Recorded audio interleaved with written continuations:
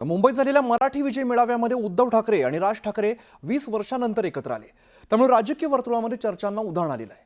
आगामी मुंबई महानगरपालिका निवडणुकीच्या पार्श्वभूमीवर दोन्ही नेते एकत्र आल्यामुळे महायुतीमध्ये अस्वस्थता पसरली आणि यावेळेला भाजप आणि शिवसेनेने राज ठाकरेंवरती थेट टीका न करता उद्धव ठाकरेंवरती निशाणा साधलाय। बघूया। जमलेल्या तमाम मराठी बांधवांनो, भगिनींनो आणि मातांनो, वरळी डोममध्ये ठाकरेंचा मेळावा।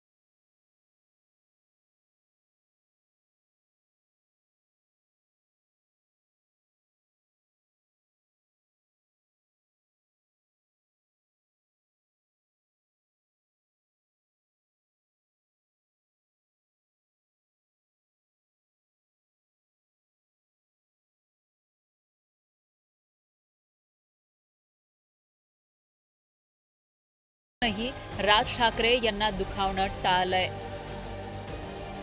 शिवसेनेनं या मेळाव्यानंतर राज यांच्यावर टीका करणं टाळत उद्धव ठाकरेंवर जोरदार हल्लाबोल केला। एक प्रबोधक, दुसरा प्रक्षोभक, एक उजवा, दुसरा डावा, एक धाकला असून थोरला, दुसरा थोरला असून धाकला, एक मराठी प्रेमी, दुसरा खुर्ची प्रेमी, एकाच्या मुखी आसूड, दुसऱ्याच्या तोंडी सूड। शिवसेनेनं हे ट्विट केलंय। त्यांनी राज ठाकरेंनी पाळलं ते पाळलं। त्यांनी मराठीबद्दल जी काही तळमळ होती मनातली ती बोलून दाखवली, परंतु झेंडा नको, अजेंडा नको, तर दुसऱ्यांनी मात्र स्वार्थाचा झेंडा आणि सत्तेचा अजेंडा पूर्णपणे बोलून दाखवला। मग त्यांच्या मनामध्ये काय, पोटात काय ते ओटावर आलं। त्या राजसाहेबांच्या पायावर आज ह्या उद्धव ठाकरेला नाक घासायला लागलं। नाक म्हणजे पहिलं काँग्रेस आणि राष्ट्रवादी बरोबर सत्तेसाठी लाचारी करायला लागली, मग कॉम्रेड यांच्या बरोबर समाजवादींबरोबर हात मिळवणे करायला लागली, नंतर आता ज्या भावाला हे नजरेसमोर बघत नव्हते, संपवायला प्रयत्न करत होते, त्याच्यावर आता युती करायला लागली। आता फक्त PF5 आणि सीमित राहिलंय किंवा मुस्लिम लीगच राहिलंय, त्याच्यावर पण करून टाका ना। राहिलं काय तुमच्या अजून तुमच्या अस्तित्वात एवढंच आहे। राज ठाकरे साहेब मराठीचं महत्त्व सांगण्याचा प्रयत्न करत होते। त्यांच्यावर केलेल्या आरोपांचं स्पष्टीकरण देऊन एकजुटीचं आवाहन करत होते, परंतु उद्धवजी ठाकरे साहेबांची अगतिकता दिसत होती। रुदालीच्या भूमिकेत ते त्या ठिकाणी दिसत होते। राज ठाकरे हे मराठीच्या मुद्द्यावरून उद्धव ठाकरेंसोबत गेले असले तरी भाजप आणि शिवसेनेनं सध्या त्यांना डिवचणं टाळल्याचं दिसून येतंय।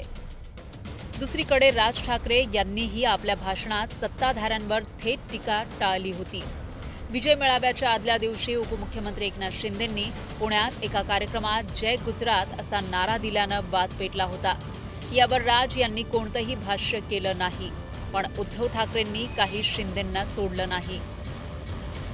आपल्या शेलक्या शब्दात उद्धव ठाकरेंनी शिंदेंवर हल्लाबोल केला, त्याला शिंदेंनीही सडेतोड उत्तर दिलं।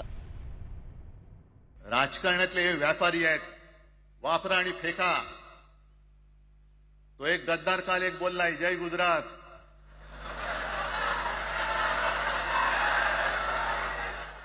किती लाचारी करायची। तो पुष्पा पिक्चर पाहिल्यात तुम्ही सगळ्यांनी, दाढीवरनं हात फिरवून झुकेगा नाही साला, तसे हे गद्दार म्हणतात उठेगा नाही साला, कुछ भी बोलो उठेगाही नाही। अरे कसा उठणार, आहे का तुझ्याकडे उठण्यासारखं? म्हणजे विचार मी म्हणतोय। आम्ही उठाव केला, आम्ही उठलो त्यावेळेस अन्यायाच्या विरुद्ध, तेव्हा ते आडवे झाले तेव्हापासून अजून सावरलेच नाहीत, आडवेच आहेत. आता कुणाचा तरी हात धरून उठण्याचा केविलवाना प्रयत्न करताय. आणि जर दाढीवर पूर्ण असा हात फिरवला असता तर काय झालं असतं याचा विचार त्यांनी करावा. काय म्हणाले, फ्लॉवर का फायर, ते पुढच्या निवडणुकीमध्ये कळेल. एकनाथ शिंदे यांच्या या टीकेवरून खासदार संजय राऊतांनी घणाघात केला. शिंदेंची दाढी अफजल खानाची असल्याचा टोला त्यांनी लगावला. अरे ती दाढी नकली आहे. ती दाढी कधी अमित शहा कातरतील त्याला कळणार नाही त्या माणसाला. दाढी अर्धी वगैरे काय नसते. आणि दाढीचं आम्हाला सांगू नका कौतुक. हा ठीक आहे, छत्रपती शिवाजी महाराजांची दाढी नाही आहे बाबा. हा ती गद्दारांची दाढी आहे, ती अफजल खानाची दाढी आहे, लक्षात घ्या. आणि ती शाहिस्ते खानाची दाढी आहे महाराष्ट्राच्या दृष्टीने. महापालिका निवडणुकांना अजून काही महिने बाकी आहे. तोपर्यंत पुलाखालून बरंच पाणी जायचंय. तोपर्यंत सत्ताधाऱ्यांनी राज ठाकरेंबाबत वेट अँड वॉचची भूमिका घेतल्याचं दिसून येतंय. Bureau report, news 18 Lokmat. उपमुख्यमंत्री एकनाथ शिंदेंचा जय गुजरातच्या नाऱ्यावरून उद्धव ठाकरेंनी जोरदार टीका केलेली होती. आणि यावर आता प्रत्युत्तर देताना गुजरात काही पाकिस्तानचा प्रांत नाहीये, त्यामुळे जय गुजरातच्या नाऱ्यात गैर काहीच नसल्याचं प्रत्युत्तर केंद्रीय मंत्री प्रतापराव जाधवांनी दिलेलं आहे. त्यांच्या टीकेला ठाकरेंच्या शिवसेनेकडून जोरदार समाचार घेण्यात आलाय.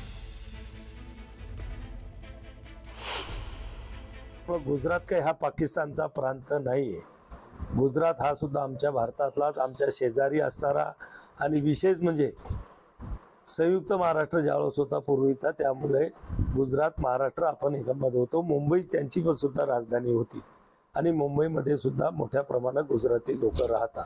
आणि ज्या ज्या कार्यक्रमामध्ये आपण जातो, ज्या ज्या सामाजिक कार्यक्रमामध्ये आम्हालाही बोलवलं जातं, त्यावेळेस आम्ही आपला स्वतःचा स्वाभिमान जिवंत ठेवत त्यांचाही स्वाभिमान जागृत करण्याचा प्रयत्न करतो. मोरारजी देसाईंपासूनचं मुंबई ही गुजरातची राजधानी करून मुंबईला वेगळं करायचं म्हणून तर लढे दिले गेले. लढ्यामध्ये यशस्वी झाले आणि महाराष्ट्राला मुंबई मिळाली.